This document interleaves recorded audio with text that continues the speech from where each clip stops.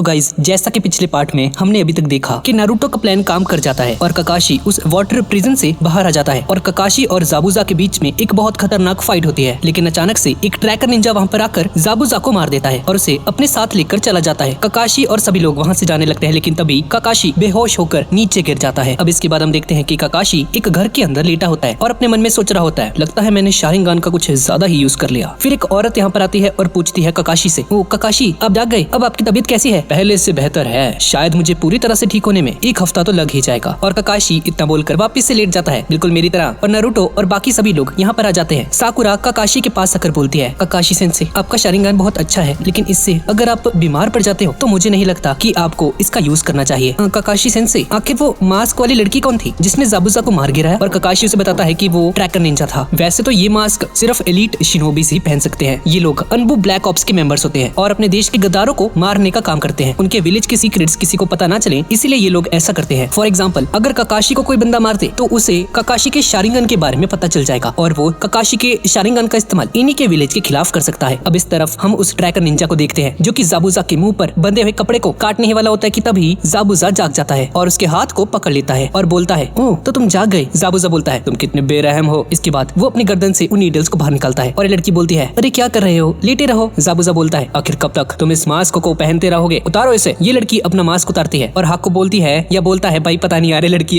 है। पर बोलता है कि अगर ये सही टाइम पर वहाँ पर ना आया होता तो जाबुजा मर जाता। और जाबुजा उसे बोलता है, हाँ ठीक है समझ गया, लेकिन तुमने मेरे प्रेशर पॉइंट्स पर क्यों हमला किया? उसकी क्या जरूरत थी? तुम्हें तो इसमें करने में बहुत मजा आ रहा होगा, है ना? जिसमें हाक को बोलती है कि वो इसकी बॉडी को नुकसान नहीं पहुंचाना चाहती थी, इसलिए यही एक रास्ता था। इसके गर्दन में मसल्स कम है, इसलिए आसानी से ये इसके प्रेशर पॉइंट्स को हिट कर सकी। जाबुजा खड़े होने की कोशिश करता है और जाबुजा बोलता है, तुम्हें पता है तुम बहुत मासूम हो और बहुत चालाक भी। ये बहुत अजीब कॉम्बिनेशन है, पर दरअसल मैंने इसलिए तुम्हें अपने साथ रखा हुआ है। इस तरफ हम देखते हैं कि ककाशी को कोई चीज परेशान कर रही होती है। एक ट्रैकर निंजा तुरंत ही एक बॉडी को खत्म कर देता है, लेकिन उसने उस बॉडी के साथ ऐसा नहीं किया। वो बंदा उस बॉडी को लेकर चला क्यों गया? वो उसको वहाँ पर भी खत्म कर सकता था। और हाँ, क्या तुम्हें याद है उसने कौन से हथियार यूज किए थे? सास्के बोलता है, नीडल्स। और ककाशी बोलता है कि सच्चाई ये है कि जाबुजा अभी भी जिंदा है। ये सुनकर सभी के तोते उड़ जाते हैं। हाँ, उसका दिल धड़कना बंद जरूर हुआ था, पर वो सिर्फ एक टेम्पररी डेथ थी। पहली बात, वो जाबुजा को उठाकर ले गया जबकि वो उससे भी भारी था, और दूसरी बात, उसने नीडल्स का इस्तेमाल किया जो कि खतरनाक बिल्कुल भी नहीं होते अगर उन्हें जरूरी ऑर्गन्स पर ना मारा जाए। इन सब बातों से यही लगता है कि वो ट्रैकर निंजा जाबुजा को मारना नहीं, उसे बचाना चाहता था। और ककाशी बोलता है कि अगर हम निंजास को कोई शक हो तो हमें उसे सॉल्व करना चाहिए, क्योंकि थोड़ी सी भी चूक महंगी पड़ सकती है। और ककाशी उन सभी को शुक्रिया अदा करता है क्योंकि इनकी हेल्प से ही ककाशी उसको हरा पाया, और स्पेशल थैंक्स बोलता है नारुतो को। और नारुतो को ये सुनकर बहुत अच्छा लगता है। और साकुरा भी अपने मन में सोचती है कि नारुतो पहले से बहुत ज्यादा स्ट्रांग हो चुका है। अब इसके बाद ये सभी लोग ट्रेनिंग के लिए बाहर इकट्ठा होते हैं और ककाशी बोलता है, तो ठीक है, अब हम चाकरा के बारे में जानेंगे। और साकुरा समझाती है, ये जीनियस लड़की समझाएगी, भाई सुन लो। चाकरा एक तरह की एनर्जी होती है जो कि हर निंजा किसी जुत्सु को यूज करते वक्त यूज करता है। चाकरा इनकी ताकत का मेन सोर्स होता है। ये 2 हिस्सों में बटा होता है, एक फिजिकल एनर्जी जो कि इनकी बॉडी के अंदर होती है और एक होती है स्पिरिचुअल एनर्जी जो कि ट्रेनिंग और एक्सपीरियंस के बेसिस पर मिलती है। और कोई भी निंजुत्सु करने के लिए हमें इन दोनों एनर्जीज का यूज करना होता है। तो नारुतो बोलता है कि आखिर ये सब सीखने का क्या फायदा है भाई, आखिर में तो हमें जुत्सु ही सीखना है ना। पर ककाशी बोलता है कि इन्होंने इस चीज को मास्टर नहीं किया है। जुत्सु करने के लिए एक अलग तरह का चाकरा लगता है। अगर तुम इस चीज को नहीं सीखोगे तो तुम लड़ाई के बीच में आउट ऑफ चाकरा हो जाओगे और फिर तुम लड़ नहीं पाओगे और हार जाओगे। तुम्हें ट्रेनिंग करनी होगी, इतनी ज्यादा ट्रेनिंग ये तुम्हारी आदतों में से एक बन जाए। तुम्हें अपनी जान को दांव पर लगाना होगा। साकुरा पूछती है कि इन्हें क्या करना होगा इस ट्रेनिंग में, और ककाशी ने बोलता है कि इन्हें पेड़ के ऊपर चढ़ना होगा, पर एक रूल है, इन्हें बिना हाथों के उस पेड़ के ऊपर चढ़ना है। और ककाशी एक हैंड साइन बनाकर बिना हाथों का यूज किए पेड़ के ऊपर चढ़ जाता है। ये देखकर सभी लोग हैरान रह जाते हैं। हाँ, तो तुम्हें पता चल ही गया होगा। अपने चाकरा को पैरों के नीचे फोकस करो और इस पेड़ के ऊपर चढ़ जाओ। अपने पैरों के नीचे चाकरा को फोकस करना सबसे ज्यादा टफ होता है, और अगर ये लोग ऐसा करना सीख जाए तो ये कोई भी जुत्सु को बहुत आसानी से सीख सकते हैं। ककाशी 3 कुनाएं उनकी तरफ फेंकता है और बोलता है, जहाँ तक तुम पहुँच पाओ वहाँ पर एक निशान लगा दो और अगली बार उससे भी ज्यादा आगे जाने की कोशिश करो। क्या तुम सब तैयार हो? इसके बाद वो तीनों हैंड साइंस बनाकर चाकरा फोकस करने लगते हैं। तीनों पेड़ की तरफ दौड़ते हैं, लेकिन नारुतो गिर जाता है। सास्के नारुतो से थोड़ा सा ऊपर जाता है, लेकिन फिर से नीचे आ जाता है और बोलता है कि अगर इन लोगों ने चाकरा पर ज्यादा फोकस किया तो पेड़ इन्हें धकेल देगा, और अगर कम दिया तो इनकी पकड़ नहीं बनेगी और ये लोग नीचे गिर जाएंगे, जैसा कि अभी नारुतो के साथ हुआ। फिर ये लोग साकुरा की तरफ देखते हैं और देखते हैं कि साकुरा बहुत ज्यादा ऊपर चली गई है। भाई एक्सपेक्टेड नहीं था साकुरा से, पर क्या बात है भाई। और ककाशी इन दोनों को ताना देते हुए बोलता है, मुझे तो लगा था कि हमारी टीम में किसी को होकागे बनना है और एक को उचिहा क्लैन को आगे बढ़ाना है, पर मुझे लगता नहीं है कि साकुरा के होते हुए ऐसा हो सकेगा। और साकुरा अपने मन में सोचती है, भाई क्या कर रहा है ककाशी, अब तो सास्के मुझसे नफरत करने लगेगा। ककाशी इन दोनों की तरफ देखते हुए सोचता है कि लगता है अब इन दोनों में मोटिवेशन आ चुका है। और इस तरफ वही बंदा गाटो जाबुजा की नाकामयाबी पर उसे ताने देता है और उसकी तरफ अपना हाथ, लेकिन तभी ये इसका साथी इसका हाथ पकड़ लेता है गाटो का। उसके बॉडीगार्ड्स उसे रोकने के लिए आगे बढ़ते हैं और उसकी रफ्तार को देखकर ये लोग शॉक्ड रह जाते हैं। इसके बाद गाटो ज़ाबुज़ा को एक दूसरा मौका देता है और वहाँ से चला जाता है। इस तरफ हम देखते हैं कि ट्रेनिंग की वजह से ये तीनों बुरी तरह से थक जाते हैं। नारुतो साकुरा के पास जाकर बोलता है, साकुरा क्या तुम मुझे कुछ टिप्स दे सकती हो प्लीज, लेकिन सासुके को मत बताना। ये देखकर सासुके हैरान रह जाता है नारुतो की हरकतों पर, और ककाशी भी अपने मन में सोच रहा होता है कि नारुतो बहुत ज्यादा ताकतवर होता जा रहा है। नारुतो के पास बहुत ज्यादा चाकरा है, ककाशी और सासुके से भी ज्यादा। अब इस तरफ हम देखते हैं कि ब्रिज कंस्ट्रक्शन का काम चल रहा होता है और साकुरा यहाँ पर बैठी होती है। तभी मास्टर बिल्डर उसके पास आते हैं और बोलते हैं, साकुरा तुम्हारे वो टीममेट्स कहाँ हैं? साकुरा उससे बताती है कि वो लोग पेड़ पर चढ़ने की ट्रेनिंग कर रहे हैं और इसीलिए साकुरा को ककाशी ने इसकी रखवाली करने के लिए यहाँ पर भेज दिया, क्योंकि ये तो पहले ही कंप्लीट कर चुकी है अपनी ट्रेनिंग को। और मास्टर बिल्डर बोलता है, अच्छा मजाक था, बहुत बढ़िया। और साकुरा ये सुनकर थोड़ी सी गुस्सा हो जाती है और इस मास्टर बिल्डर नहीं बोल रहा भाई मैं, और कमेंट में लिख रहे थे मास्टर बिल्डर का एक साथी यहाँ से जाने की बात करता है, क्योंकि वो अपनी जान को दांव पर नहीं लगा सकता था ऐसे रोज रोज। उसे डर लगता है कि गाटो एक दिन आकर इन्हें मार देगा। जब हम लोग ही नहीं रहेंगे तो ये ब्रिज कैसे पूरा होगा। मास्टर बिल्डर को उसकी बातें सुनकर गुस्सा आता है और यहाँ से चला जाता है। इस तरफ हम देखते हैं कि सासुके और नारुतो की हालत बहुत ज्यादा खराब हो जाती है। नारुतो बोलता है, भाई क्या ये इतना मुश्किल क्यों है? इसके बाद खड़े होकर ये लोग एक दूसरे की तरफ देखते हैं और वापस पेड़ पर चढ़ने की कोशिश करने लगे। अब इस तरफ मास्टर बिल्डर और साकुरा उस मास्टर बिल्डर के गाँव में जाते हैं कुछ सब्जियां वगैरह लेने, पर वो देखती है कि यहाँ की हालत बहुत ज्यादा खराब होती है। ये लोग एक सब्जियों वाली शॉप पर जाते हैं, पर वहाँ पर सब्जियों के नाम पर कुछ भी नहीं पड़ा होता, बासी पुरानी सब्जियां पड़ी होती है। ये देखकर साकुरा हैरान रह जाती है और एक बच्चा साकुरा से कुछ खाना मांगने की कोशिश करता है और साकुरा उसे कुछ चॉकलेट्स दे देती है खाने के लिए और बच्चा थैंक यू बोलकर वहाँ से चला जाता है। मास्टर बिल्डर बोलता है कि ये हालत इसके गाँव की उस गाटो की वजह से हुई है। सभी उससे बहुत ज्यादा डरते हैं। यहाँ के लोगों ने उम्मीद खो दी है। बस एक वो ब्रिज ही है जो कि गाटो के अत्याचारों से इनके गाँव को बचा सकता है और इन्हें दोबारा से हिम्मत दे सकता है। साकुरा भी अपने मन में सोचती है, सासुके नारुतो हमें इनकी हेल्प करनी ही होगी। इस तरफ नारुतो और सासुके अभी भी ट्रेनिंग में लगे होते हैं। सासुके लगातार ट्रेनिंग कर रहा होता है और एक पेड़ पर निशान लगाकर नीचे आ जाता है। नारुतो अपने मन में सोचता है, नहीं अगर मैं सासुके के बारे में सोचता रहूंगा तो मैं कंसंट्रेट कैसे करूंगा। और नारुतो साकुरा की एडवाइस को याद करके अपने चाकरा को अपने पैरों पर फोकस करने लगता है और पेड़ की तरफ चढ़ने लगता है। पर तभी सासुके उसे आवाज लगाता है और ये नीचे गिर जाता है और उठकर उस पर चिल्लाने लगता है। सासुके उससे उस एडवाइस के बारे में पूछता है जो कि नारुतो ने साकुरा से ली, पर नारुतो उसे बताने से मना कर देता है, मैं तुम्हें नहीं बताऊंगा। सासुके ये सुनकर हैरान रह जाता है। अब इसके बाद हम देखते हैं कि नारुतो और सासुके ऐसे खाना खा रहे होते हैं जैसे ये लोग पूरे 2 सालों तक भूखे होते हैं। और चाहिए और चाहिए, और इन दोनों में आंखों ही आंखों में टकरार होने लगती है। कट्टर दुश्मन है भाई। पर तभी ये दोनों ओवर ईटिंग की वजह से उल्टी करने लगते हैं। साकुरा बोलती है, अबे और लिमिट में खा लो, क्या कर रहे हो ये? आखिर में सब बाहर निकाल दिया तो ठूसा क्यों था फिर? और ये दोनों खाना खाने का कंपटीशन कर रहे होते हैं ताकि ज्यादा खाना खाने से इन्हें ज्यादा एनर्जी मिले। साकुरा एक फोटो को दिखती है और देखती है कि एक फोटो फटी होती है, वहाँ पर किसी ने उसे फाड़ कर निकाल दिया था। और फिर ये औरत यहाँ पर बोलती है कि इसके हस्बैंड थे। मास्टर बिल्डर बोलता है कि लोग उसे इस विलेज का हीरो कहते थे। इनारी यहाँ से उठकर चला जाता है। सुनामी भी उसके पीछे जाती है और मास्टर बिल्डर से बोलती है, पापा मैंने आपको कितनी बार बोला है कि उसके सामने इसकी बात मत किया करो। साकुरा पूछती है कि क्या हुआ है ताजुना। या वो मास्टर बिल्डर ने बोलता है कि ये बंदा इनारी का असली पिता नहीं था। वो और इनारी एक दूसरे के बहुत करीब थे। उन दिनों इनारी बहुत खुश रहा करता था, पर फिर सब कुछ खत्म हो गया। सबकी हिम्मत उम्मीद सब कुछ टूट गया। फिर बंदा 3 साल पहले की कहानी सुनाता है जिसमें कुछ बच्चे इनारी को परेशान कर रहे होते हैं। उसमें से एक बच्चा इनारी के डॉगी को पानी में फेंक देता है और बोलता है कि अगर ये इसके डॉगी को बचा सकता है तो बचा ले। पर इनारी उसे बचाने के लिए अपने कदमों को आगे ही नहीं बढ़ा पा रहा था क्योंकि उसे तैरना नहीं आता था। तभी एक लड़का उसे पीछे से धक्का दे देता है और वो पानी में गिर जाता है। फिर वो डॉगी इनारी के पास तैरकर जाने लगता है, लेकिन इनारी कुछ नहीं कर पाता, पानी में डूब जाता है। जैसे ही उसकी आंख खुलती है तो वो अपने आप को एक आदमी के पास पाता है जिसका नाम काइजा होता है। इनारी पूछता है, क्या आपने मुझे बचाया? काइजा बोलता है, हाँ चलो आके कुछ खा लो। और बंदा बोलता है कि अगर तुम किसी से प्यार करते हो तो तुम्हें अपनी जान की परवाह किए बगैर भी उसे बचाना चाहिए और तुम्हें अपने डॉग को बचाना चाहिए था। वो बंदा एक मछुआरा था जो कि किसी दूसरी कंट्री से यहाँ पर आया था अपने ड्रीम्स को पूरा करने के लिए। दोनों एक दूसरे के साथ बहुत अच्छे से बिहेव करते थे। इनारी को नहीं पता था कि उसका असली फादर कौन है, इसलिए वो इस बंदे को अपना फादर मानने लगा था और धीरे धीरे ये बंदा इनकी फैमिली का ही एक मेंबर बन गया। लेकिन जब इस देश को उसकी जरूरत थी तो वो पीछे नहीं हटा और उसने अपनी देश की रखवाली के लिए अपनी जान दे दी। और उस दिन के बाद से ये बंदा सबका हीरो बन गया। पर फिर इस देश को किसी की नजर लग गई और गाटो यहाँ पर आ गया। सिर्फ काइजा ही था जो कि उसके खिलाफ खड़े होने की हिम्मत रख सकता था। गाटो उस आदमी को रोकने के लिए उसके पीछे पड़ गया, उसके हाथ तक काट दिए। सभी लोग बस तमाशा देखते रह गए। इनारी भी कुछ नहीं कर पाया और सभी के सामने उसे मौत के घाट उतार दिया गया। और उस दिन के बाद से इनारी बदल गया, सभी लोग बदल गए। अब नारुतो खड़ा होने की कोशिश करता है लेकिन वो गिर जाता है। ककाशी बोलता है कि इतनी ज्यादा ट्रेनिंग की वजह से अब नारुतो को आराम करना चाहिए, पर नारुतो नहीं मानता और बोलता है, नहीं ककाशी सेंसे, मैं साबित करके दिखाऊंगा कि इस दुनिया में हीरोज सच में होते हैं। इस तरफ हम हाको को देखते हैं, वही बंदा जिसने काबूसो को बचाया था। और ये बंदा या बंदी अपने बालों को खोल लेता है जिसकी वजह से ये एक लड़की जैसा लगने लग जाता है। और तभी सामने इसकी नजर नारुतो पर पड़ती है जिसे देखकर हाको को याद आ जाता है कि तो वही निंजास हैं। ये इनके पास जाता है और अपना हाथ आगे बढ़ाता है। इस तरफ इन सभी को नारुतो की चिंता हो रही होती है क्योंकि वो पूरी रात से ट्रेनिंग कर रहा था। सासुके को उसकी चिंता होने लगती है और उसे ढूंढने के लिए जंगल की तरफ जाने लगता है। हाँ तो मैं टहलने जा रहा हूँ। इस तरफ हाको नारुतो का गला दबाने लगती है, पर फिर वो नारुतो को जगाने लगती है और बोलती है, ओए लड़के उठ जा वरना ठंड लग जाएगी। नारुतो से देखकर शर्मा जाता है, अरे आप कौन हो और यहाँ पर क्या कर रही हो? फिर हाको एक छोटे से फ्लैशबैक में चला जाता है जिसमें हाको बहुत छोटा होता है और एक सड़क के किनारे बैठा होता है। तब यहाँ पर एक बंदा आ जाता है और यहाँ पर कचरा फेंक कर चला जाता है। तभी ज़ाबुज़ा यहाँ पर आ जाता है और एक दूसरे को देखने लगते हैं और हाको नारुतो से बोलती है कि अगर इनकी लाइफ में कोई ऐसा इंसान हो जो कि इनके लिए बहुत ज्यादा कीमती हो तो उन्हें बचाने के लिए बंदा खुद ही स्ट्रॉन्ग बनना शुरू कर देता है। जो सुनकर नारुतो थोड़ी सी गहरी सोच में चला जाता है और नारुतो कुछ इंसिडेंट्स को याद करने लगता है और बोलता है, अरे हाँ आप सही कह रहे हो। हाको यहाँ से उठकर जाने लगती है और ये बोलती है, और हाँ मैं लड़की नहीं लड़का हूँ। भाई लड़का है ये? अबे ये क्या हो गया? नारुतो के साथ साथ मैं भी बहुत ज्यादा हैरान हो जाता हूँ। भाई साहब ये तो साकुरा से भी ज्यादा सुंदर है, ये क्या हो रहा है? सासकी यहाँ पर आता है और हाको की साइड से निकलने पर उसे कुछ महसूस होता है। नारुतो बोलता है कि मैंने अपनी जिंदगी में बहुत अजीब सी चीजें देखी है, जैसे कि मिरर, सासकी, पर आज तो हद ही हो गई। और इस तरफ ककाशी और साकुरा भी नारुतो को ढूंढ रहे होते हैं, पर तभी उनकी तरफ एक कुनाई आती है और देखते हैं कि नारुतो बहुत ऊपर जाकर बैठा होता है। भाई बैठ गए। साकुरा सोचती है कमाल है, नारुतो इतनी ऊपर चढ़ सकता है। नारुतो खड़ा होता है लेकिन तभी उसका बैलेंस बिगड़ जाता है। ककाशी और साकुरा ये देखकर डर जाते हैं, पर नारुतो उल्टा लटक कर बोलता है, अरे मैं तो मजाक कर रहा था। साकुरा बोलती है, अरे यार ऐसा क्यों कर रहे हो, हमें तुम्हारी चिंता हो रही थी। पर इसके अंदर की साकुरा कुछ और ही बोल रही होती है, साले नारुतो तू बचेगा नहीं मेरे हाथों से। ककाशी बोलता है, पर मुझे ऐसा क्यों लग रहा है कि कुछ बुरा होने वाला है। नारुतो की पकड़ छूट जाती है और ये दोनों फिर से डर जाते हैं, पर तभी सासकी नारुतो को पकड़ लेता है और बोलता है, तुम बेवकूफ ही रहोगे। नारुतो, क्या बात है सासकी, कमाल कर दिया, बहुत बढ़िया। इस तरफ हाकू ज़ाबुज़ा से बोलता है, हाँ भी कितना टाइम लगेगा तुम्हें हील होने में। अब थोड़ी देर बाद रात हो जाती है और हम देखते हैं कि नारुतो और सासकी उस पेड़ के बहुत ऊपर चढ़ जाते हैं। सासकी बोलता है, नारुतो चलो नीचे चलते हैं। और ये दोनों अब घर पहुंच जाते हैं। नीचे पहुंचकर और इनकी हालत बहुत ज्यादा खराब होती है। नारुतो बोलता है, हमने कर दिखाया, हम पेड़ के बिल्कुल ऊपर तक चले गए। और ककाशी सुनकर खुश हो जाता है और इन्हें भी उस मास्टर बिल्डर को प्रोटेक्ट करने की जॉब दे देता है। पर इनारी बहुत ज्यादा गुस्से में होता है और बोलता है, तुम जो मर्जी कर लो, तुम गाटो को कभी नहीं हरा सकते। कमजोर कभी भी किसी ताकतवर को नहीं हरा सकता। तुम्हारी ट्रेनिंग किसी भी काम की नहीं, तुम्हें कुछ नहीं पता, तुम्हें क्या पता दर्द क्या होता है, तुम तो हंसते रहते हो। नारुतो उसे देखकर बोलता है, ठीक है नारी, तुम ऐसे ही अपनी पूरी जिंदगी रोते रहो और शिकायत करते रहो, कायर कहीं के। और नारुतो ये बोलकर वहाँ से चला जाता है। इनारी रोने लगता है। अब अगले दिन ककाशी सासके और साकुरा के साथ ताजुना के ब्रिज पर जाने लगता है, पर नारुतो उनके साथ नहीं होता क्योंकि अभी तक घोड़े बेचकर सो रहा होता है। इसके बाद गाटो ज़ाबुज़ा से बोल रहा होता है, भाई कब करेगा अपना काम पूरा तू? ज़ाबुज़ा को गुस्सा आता है और अपने पैर से उस फोन को तोड़ देता है और हाको से बोलता है, क्या तुम तैयार हो? नारुतो की आंख खुल जाती है और उसे पता चलता है कि सभी लोग उसके बिना ही चले गए हैं ब्रिज पर, और तैयार होकर वहाँ पर जल्दी से जाने लगता है। पर रास्ते में उसे कुछ दिखाई देता है और इस तरफ ककाशी और वो मास्टर बिल्डर जैसे ही ब्रिज पर पहुंचते हैं तो वो देखते हैं कि उसके सभी के सभी वर्कर्स नीचे पड़े हुए हैं घायल, और काजुना के घर के बाहर दो आदमी खड़े होते हैं। ब्रिज के पास कोहरा छाने लगता है। सभी अपनी पोजीशंस में आ जाते हैं और इन्हें समझ में आ जाता है कि ये ज़ाबुज़ा ही है, ये इसका हिडन मिस्ट जुत्सु है। सभी को ज़ाबुज़ा की आवाज सुनाई देती है, माफ करना मुझे ककाशी, तुम्हें मैंने इतना ज्यादा इंतजार करवाया। अरे बाप रे, ये लड़का तो कांप रहा है। तभी ज़ाबुज़ा इनके सामने आ जाता है। सासकी बोलता है, मैं डर के मारे नहीं, एक्साइटमेंट के मारे कांप रहा था। ककाशी बोलता है, आगे बढ़ो सासके। और सासके उसके सारे के सारे क्लोन्स को काट देता है और असली ज़ाबुज़ा और हाको उनके सामने आ जाते हैं। और ज़ाबुज़ा बोलता है, ये बच्चा तो काफी स्ट्रॉन्ग हो चुका है हाको, इसे तुम्हें ही देखना होगा। अब इसके बाद हम देखते हैं कि ज़ाबुज़ा बहुत तेजी से घूमते घूमते सासकी की तरफ आता है और दूसरी तरफ गाटो के आदमी मास्टर बिल्डर के घर पर घुस जाते हैं। इनारी वॉशरूम के अंदर होता है और बाहर से अपनी मॉम की चीख सुनता है। वो फटाफट वॉशरूम से बाहर आता है और देखता है कि गाटो के आदमियों ने उसकी मॉम को बंदी बना लिया है। गाटो के आदमी इनारी को देखकर उसे मारने के लिए आगे बढ़ते हैं, पर तभी इनारी की मॉम उन्हें कहती है कि इनारी को छोड़ दो, इसमें उसकी कोई भी गलती नहीं है और इसके बदले वो कुछ भी करने को तैयार है। ये सुनकर गाटो के आदमी खुश हो जाते हैं और उसे लेकर अपने साथ लेकर जाने लगते हैं। इनारी जोर जोर से रो रहा होता है। इसके बाद उसे नारुतो की बात याद आती है। नारुतो ने इनारी को बोला था कि वो बस सारी जिंदगी रोता ही रहेगा, वो बस एक कायर है। और फिर उसे अपने फादर की कही हुई बात याद आती है। उसके डैड ने एक बार उसे कहा था कि अगर उसे सच में किसी की परवाह है तो उसे उससे प्रोटेक्ट करना चाहिए, चाहे उसे उसके लिए अपनी जान ही क्यों न देनी पड़े। इनारी मोटिवेट हो जाता है। गाटो के आदमियों की तरफ गुस्से से बढ़ता है आगे। उसकी मॉम से वापस जाने के लिए बोलती है, पर इनारी नहीं रुकता। गाटो के आदमी बोलते हैं कि इस बार वो उसे नहीं छोड़ेंगे और अपनी तलवार को बाहर निकालकर उसे मारने के लिए आगे बढ़ते हैं। और ये देखकर इनारी की मॉम बेहोश हो जाती है। हाकू सासकी के ऊपर नीडल अटैक करता है। सासकी उसे कुनाई से ब्लॉक करता है। इनके चारों तरफ पानी होता है और सासकी का एक ही हाथ अभी फ्री होता है। तो देखा जाए तो यहाँ को एडवांटेज में होता है। हाको अपने सिर्फ एक हैंड का यूज करके ही अलग अलग तरह के हैंड साइंस बनाने लगता है। सासकी और ककाशी देखकर दंग रह जाते हैं। हाकू हैंड साइंस बनाने के बाद बोलता है, secret jutsu 1000 needles of death. और चारों तरफ से फर्श पर गिरा हुआ पानी ऊपर आसमान की तरफ जाने लगता है और ढेर सारी पानी की बनी हुई मगर तीखी नीडल्स में कन्वर्ट हो जाता है। सारी की सारी नीडल्स सीधा सासकी की तरफ आ रही होती हैं। और इस तरफ हम देखते हैं कि जिसने गाटो के आदमियों को मारा होता है वो इनारी नहीं बल्कि एक लकड़ी का ब्लॉक होता है। इनारी की मॉम भी यहाँ से गायब होती है। नारुतो ने इन्हें बचा लिया था। इनारी उससे पूछता है कि उसे कैसे पता कि यहाँ पर गाटो के आदमी आ रखे हैं। नारुतो ने बताता है कि जंगल में जाते वक्त एक जानवर घायल पड़ा था और पेड़ों पर कुछ कुनहाइस के निशान थे जो कि इसी तरफ आ रहे थे। और नारुतो उन सभी गुंडों को धूल चटा देता है। इस तरफ हम देखते हैं कि सासके अपने पैरों पर चाकरा को फोकस करके एक बहुत ऊंची छलांग लगाता है और वो नीडल से बाल बाल बचता है। और अगले ही पल सासके हाको के पीछे होता है, उसे एक जोरदार किक मारता है। ज़ाबुज़ा ये देखकर मन में बोलता है, ऐसा नहीं हो सकता, हाको जितना तेज कोई नहीं है। ककाशी बोलता है, इन्हें बच्चा मत समझो, सासके हमारे विलेज का सबसे यंगेस्ट बेस्ट फाइटर है। साकुरा सबसे शार्प माइंडेड और सबसे एंड में हमारा नंबर 1 हाइपर एक्टिव नकल हेड निंजा नारुतो उजुमाकी। और इस तरफ नारुतो उससे माफी मांग रहा होता है इनारी से और बोलता है कि ये कायर नहीं है बल्कि बहुत ज्यादा बहादुर है। ये सुनकर इनारी रोने लगता है और नारुतो नारुतो ब्रिज की तरफ निकल पड़ता है। इस तरफ हाकू कोई अजीब तरह का जुत्सु एग्जीक्यूट करता है। उसकी पूरी की पूरी बॉडी से बहुत ठंडा चक्रा निकलने लगता है और सास्के के पीछे बर्फ इकट्ठी होना शुरू हो जाती है। देखते ही देखते सास्के की चारों तरफ एक प्रिजन जैसा कुछ बनने लगता है और हाकू पूरी तरह से उन बर्फ के बने हुए क्रिस्टल्स में घुस जाता है। सास्के को हर एक मिरर में हाकू ही नजर आ रहा होता है। ककाशी उसे बचाने के लिए उस मिरर की तरफ भागता है पर ज़ाबुज़ा उसे रोक लेता है। हाकू चारों तरफ से सास्के पर हमला करता है और उस पर बहुत सारे नीडल्स फेंकने लगता है। सास्के बहुत ज्यादा घायल होने लग जाता है। साकुरा सास्के की तरफ भागती है उसे बचाने के लिए, एक कुनाई फेंकती है उसकी तरफ, पर हाकू मिरर से थोड़ा सा बाहर निकलकर उसे पकड़ लेता है और तभी बाहर से उसे कोई 2 शूरिकेन्स मारता है और हाकू नीचे गिर जाता है और ये कोई और नहीं बल्कि नारुतो होता है। गाइस वीडियो कैसी लग रही है नीचे कमेंट्स में जरूर बताना और वीडियो को लाइक जरूर कर देना। अब इसके बाद नारुतो अपने शैडो क्लोन्स बनाने लगता है और उससे पहले ही ज़ाबुज़ा ये देखकर नारुतो पर शूरिकेन्स फेंक देता है। नारुतो एकदम से पजल हो जाता है और इससे पहले कि वो शूरिकेन्स नारुतो को लगते, हाकू अपने नीडल्स को उन शूरिकेन के ऊपर फेंककर नारुतो को बचा लेता है। हाकू ज़ाबुज़ा से बोलता है कि वो उससे अपने तरीके से फाइट करेगा, तुम इसमें बीच में मत आओ प्लीज। इसके बाद हाकू नारुतो से बातें करने लगता है और मौके का फायदा उठाकर सास्के हाकू पर नीडल्स फेंक देता है पर हाकू बहुत इजीली उसे डॉज कर देता है जैसे कि उसके लिए कुछ होता ही नहीं है। ये हाकू फिर से आइस मिरर में चला जाता है और सास्के पर बहुत सारे नीडल्स फेंकता है। किसी को भी पता नहीं चल रहा होता इन सभी मिरर्स में से किसी एक मिरर में असली वाला हाकू है, बाकी सभी बस रिफ्लेक्शंस हैं। पर आखिर ये चारों तरफ से ऐसे नीडल्स को फेंक पा रहा है। सास्के सोचता है कि अगर अंदर से सास्के और बाहर से नारुतो एक टाइम पर नीडल से हमला करें तो सास्के यहाँ से बाहर निकल पाएगा और तभी वो नारुतो को दिखता है जो कि उसके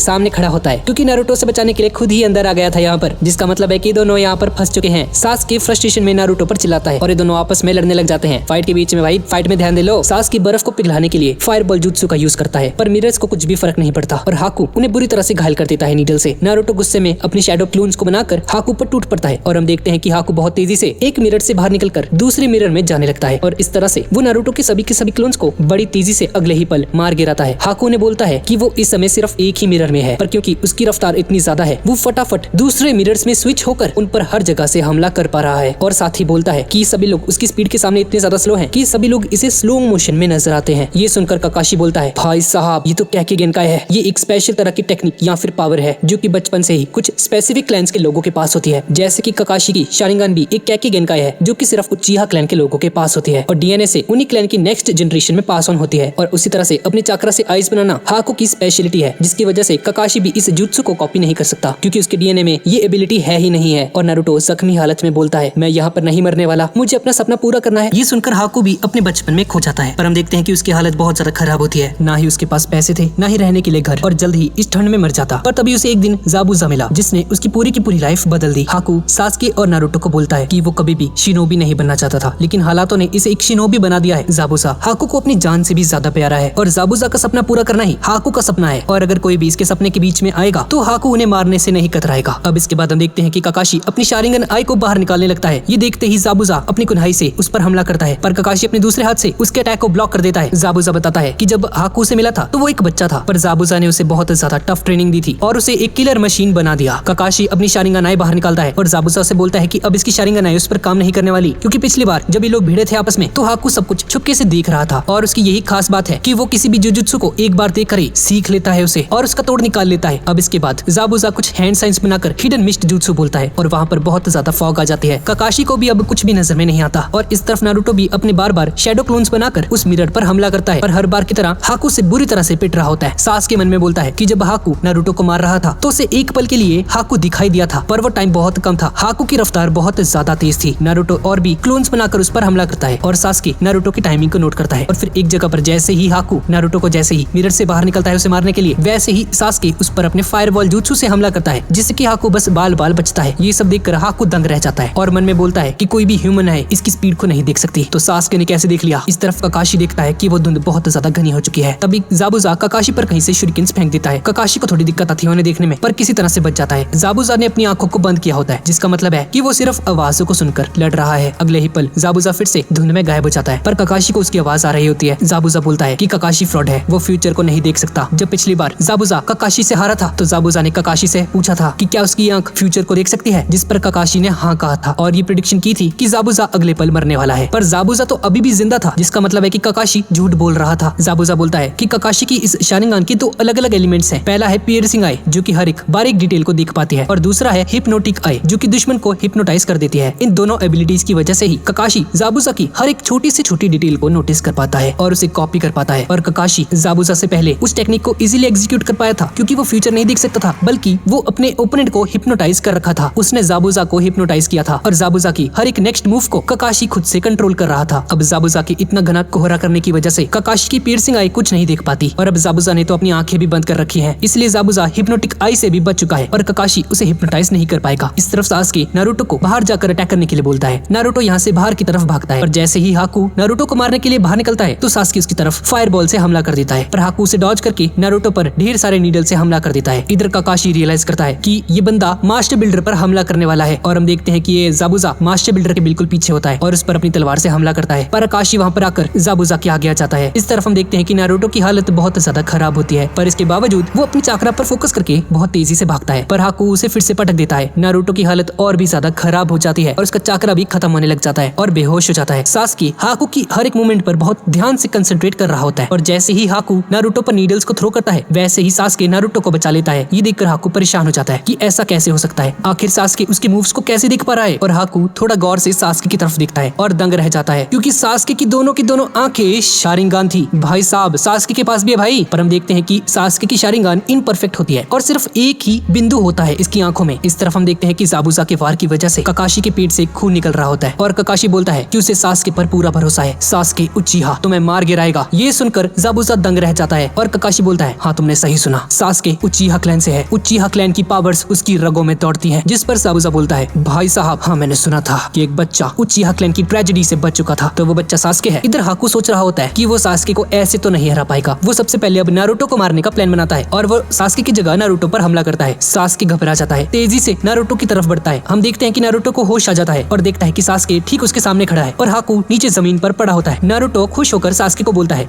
सासुके क्या बात है, तुमने तो कर दिखाया। पर जैसे ही वो सासुके की तरफ देखता है वो देखता है कि सासुके बहुत ज्यादा जख्मी है और उसके शरीर से खून निकल रहा होता है। नारुतो सासुके से पूछता है कि उसने नारुतो के लिए ये सब क्यों किया, जिस पर सासुके बोलता है मुझे नहीं पता और नीचे गिर जाता है। सासुके बहुत ज्यादा घायल हो जाता है और अपनी आखिरी सांसें गिन रहा होता है और नारुतो को बोलता है नारुतो अपना सपना पूरा किए बगैर मत मरना, मुझे तुमसे नफरत है। और नारुतो की बाहों में अपना दम तोड़ देता है और सासुके की मौत हो जाती है। इस तरफ हाकू वापस से उठता है और अपने मन में बोलता है अपने लव्ड वंस को बचाने के लिए इसके अंदर इतनी ज्यादा ताकत आ गई। उसे पता था कि एक जाल है लेकिन फिर भी उसने अपने दोस्त को बचाने के लिए अपने आप को कुर्बान कर दिया। सासुके तुम एक ट्रू निंजा थे और वापस मिरर में चला जाता है। अब थोड़ी देर तक सब कुछ शांत हो जाता है, पर ये सब तूफान के आने से पहले की शांति थी। हाकू देखता है कि नारुतो की पूरी बॉडी से एक बहुत बड़ा सा चाकरा निकल रहा होता है, रेड कलर का। नारुतो गुस्से से बहुत ज्यादा कांप रहा होता है, उसकी आंखें एकदम लाल हो जाती हैं। हाकू अपने मन में बोलता है ये कैसा चाकरा है, चाकरा को तो देख ही नहीं सकते पर ये तो पूरा का पूरा नजर आ रहा है। हाकू बोलता है मैं इसमें खून की प्यास को महसूस कर पा रहा हूँ। नारुतो के जख्म अपने आप भरने लग जाते हैं और उसके नाखून और दांत भी बड़े होने लग जाते हैं। नारुतो की चाकरा से सब कुछ हिलने लग जाता है, यहाँ तक कि ककाशी भी उसके चाकरा को महसूस कर पा रहा था। सभी लोग उसके चाकरा को देखकर दंग रह जाते हैं। ककाशी डरते हुए मन में सोचता है ये चाकरा तो कुछ जाना पहचाना लग रहा है और तभी ककाशी को उसी 9 टेल्ड वाले फॉक्स का इंसिडेंट याद आता है। ककाशी बुरी तरह से घबरा जाता है कि कहीं नारुतो की सील तो ब्रेक नहीं हो गई। अबे ये क्या बोल दिया भाई।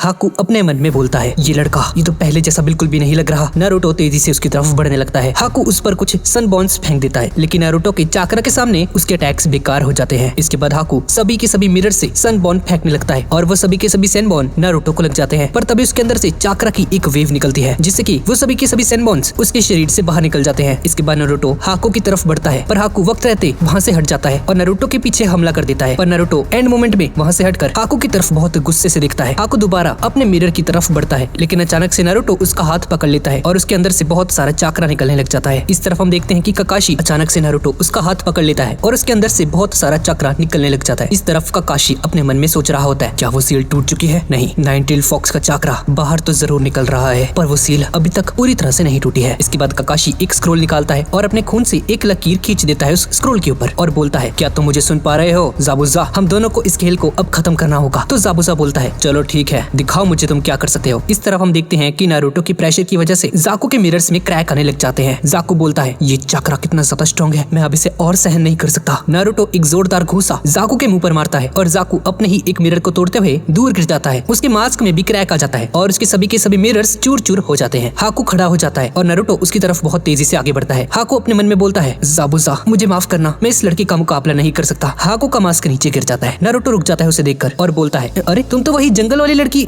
मतलब की लड़के हो। तो हाकू बोलता है नारुतो तुम रुक क्यों गए, तुमने मुझे मारा क्यों नहीं, क्या तुम मुझसे बदला नहीं लेना चाहते? मैंने सासुके को मार गिराया। नारुतो उसकी तरफ देखता है और थोड़ा हिचकिचाते हुए उसको एक घुसा मार ही देता है। हाकू नीचे गिर जाता है, उसके मुंह से खून भी निकल रहा होता है और उठते हुए नारुतो से बोलता है कि उस ताकत का क्या हुआ जो भी थोड़ी देर पहले नारुतो के अंदर थी, क्योंकि बस ऐसे करने से वो उसे नहीं हरा सकता। अपने दुश्मन को तुमने जिंदा छोड़ दिया, इसे दया नहीं कहते, इसे बेवकूफी कहते हैं। तुम किस लिए जीते हो? तुम्हारी जिंदगी का कोई पर्पस नहीं। अगर तुम मुझे नहीं मार सकते बिना किसी सपने के या बिना किसी डिजायर के, तुम्हारा दर्द बस बढ़ता ही रहता है। नारुतो बोलता है भाई क्या हो गया तेरे को, क्या बोल रहा है ये? आज मुझे पता चल चुका है कि मैं ज़ाबुज़ा के किसी भी काम का नहीं हूँ। नारुतो बोलता है कि भाई वो गाटो जैसे लोगों से पैसे लेकर पूरे काम करता है, क्या उसके अलावा कोई और शख्स तुम्हारे लिए इम्पोर्टेंट नहीं है? तो हाकू बोलता है हाँ नारुतो, एक वक्त ऐसा भी था जब मेरे पास भी कुछ खास लोग थे, मेरे पेरेंट्स। मैं लैंड ऑफ वाटर के एक बहुत छोटे से विलेज में पैदा हुआ था। मेरे पेरेंट्स बहुत ज्यादा गरीब थे पर फिर भी खुश रहते थे, लेकिन एक दिन सब कुछ बदल गया। ये सुनकर नारुतो बोलता है आखिर ऐसा क्या हुआ? दरअसल इसके फादर ने इसकी मॉम को मार डाला था और फिर उसने इसे भी मारने की कोशिश की। ये सुनकर नारुतो के होश उड़ जाते हैं और हाकू आगे बोलता है कि सिविल वॉर खत्म होने के बाद इसके देश के लोग उन लोगों से नफरत करने लगे जिनके पास कैके गेनकाई की पावर्स थी, जो कि कुछ खास क्लैंस के पास ही थी और जनरेशन टू जनरेशन आगे बढ़ती रहती है। उनकी यूनिक एबिलिटीज के चलते उन्होंने बहुत सारी लड़ाइयां लड़ी, पर जब जंग खत्म हुई तो लोग उनसे लड़ने लगे, ये सोचकर कि लोग बाद में इनके ही विलेज या फिर कंट्री को डिस्ट्रॉय कर देंगे। इसीलिए उन्होंने अपनी खास ताकत को छुपाने के लिए बहुत कुछ किया। अगर किसी को उनकी पावर्स का पता चल जाता तो उन्हें मौत की सजा सुनाई जाती थी। मुझे पूरा यकीन है कि तुम्हारे दोस्त ने भी बहुत कुछ सहन किया होगा। मेरी मॉम के पास कैके गेनकाई की पावर्स थी पर उन्होंने इस बात को छुपाया, पर एक दिन मेरे डैड को पता चल गया और उन्होंने मेरी मॉम को मार डाला। पर जैसे तैसे मैं वहाँ से बचकर निकल गया, या ऐसा बोलूं मैं उन्हें वहाँ से मार कर भाग गया। मेरी मॉम और मेरे डैड मेरी जिंदगी से हमेशा के लिए जा चुके थे, लेकिन मुझे ऐसा लग रहा था जैसे मैंने उनसे भी ज्यादा कुछ खास चीज खो दी है। इस पूरी दुनिया में किसी को भी मेरी जरूरत नहीं थी, मैं बेकार था। और नारुतो अपने मन में बोलता है